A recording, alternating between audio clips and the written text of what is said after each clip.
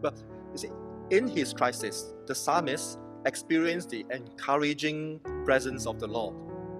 So he reassures us in Psalm 34, verse 18, saying, God is close to the brokenhearted and saves those who are crushed in spirit.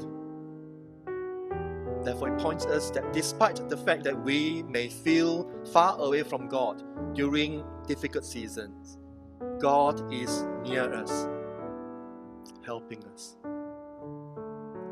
In other words, God is not present with us only when we are spiritual and full of faith.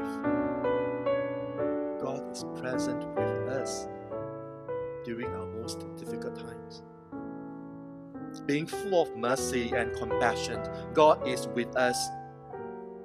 And God has compassion on us and helps us in those difficult moments. And you see, Acts chapter 20, from 20 to 28, tells us so much about the sufferings that Paul went through in his life and ministry.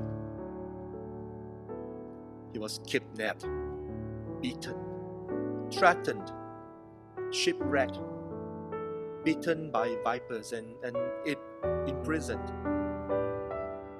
Yet none of this deterred him, and he pressed on with his ministry because he had helped.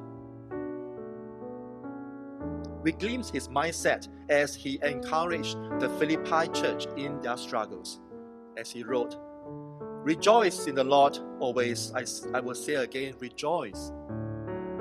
Do not be anxious about anything, but in every situation, by prayer and petition, with thanksgiving, present your requests to God. The peace of God, which transcends all understanding, will guard your hearts and minds in Christ Jesus. You find that in Philippians chapter 4. So Paul was always rejoicing, not anxious about anything, giving thanks and praying to God. In return, he experienced peace, the peace that guarded his heart and his mind to trust in God in any situation. How does this appeal to you? Ride out the storm with peace, giving thanks constantly. Of course,